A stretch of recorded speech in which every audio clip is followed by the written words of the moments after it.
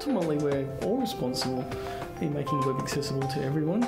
We live in a day and age where it's really easy to put information out there and to share information. So in my view, everyone has a responsibility to do that. You shouldn't have any kind of barrier to you if you're trying to access important information.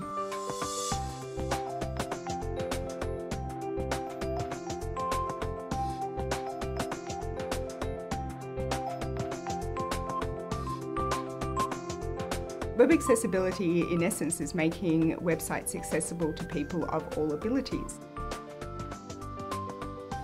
Well, in terms of accessibility, there's two sides of the coin that need to be addressed. One is to make sure that consumers have all the tools they need, things like a screen reader, on-screen keyboard, on-screen alerts. But in order for those technologies to work, you have to design the web and the web pages and web materials in a particular way. I find making payments on the internet really difficult. Often there's sections that I've missed to fill in, or I've pressed an incorrect button because I don't know where I am on the page. Web content accessibility guidelines have two very clear things about forms that need to be addressed. One is to make sure that the form is correctly labelled so that people know exactly what needs to be input into a form. And the second one, to make sure that any errors are very clearly identified at the point where the error occurred. So if those two things are done, then that will make forms much, much easier for people with disabilities to use. Fancy lettering, like if you get cursive writing on there, it tends to disappear because it becomes very thin. There's two really important issues when it comes to fonts. The first one is that it's really important that developers don't use values such as pixels or points, and that they use EM values. The other thing is it's really important that people use a sans serif font like Arial. Most of the kids in our mentoring programs, they get sent links to videos from friends that don't have captions, so they can't watch them. So it's a whole kind of area of just being connected and communication that they can't be a part of. Captions are one of the really big issues at the moment on the internet. For someone who's deaf or hearing impaired, that's really vital in making sure that a video is accessible.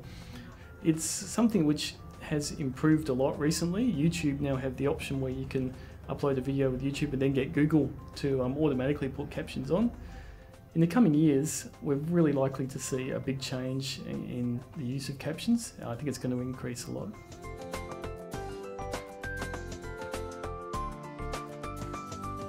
Typically colours in general on a website, a light colour, a turquoisey light colour on a light background, I can't see it, it's just not visible to me. Colours and contrast are a really important part. Many people have colour blindness, and it's still a popular trait on web pages to use colour to flag if something's happened.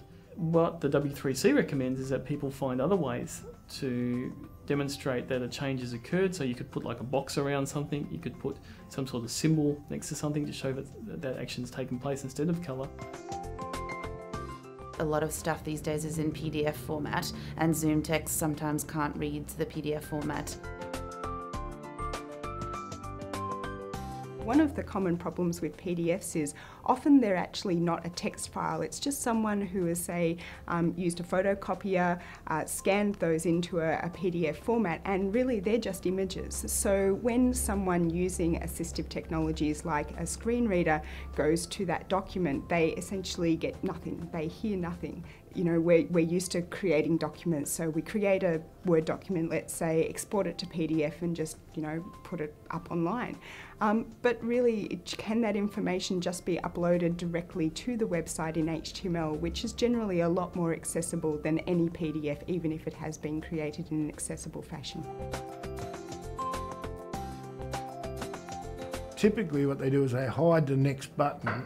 They might put it on the far right or right down the bottom, and when you've got a screen magnifier on, you've lost it. It's not on the screen anywhere. One of the things with a screen magnifier is that when people do zoom in, often they will start at the top left of the screen and then scroll their way around from there.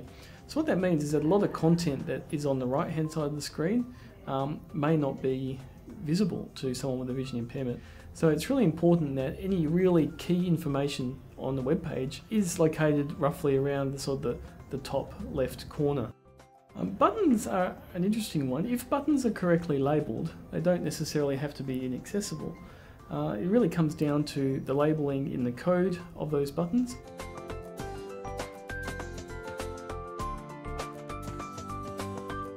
Everyone is responsible for making the web more accessible.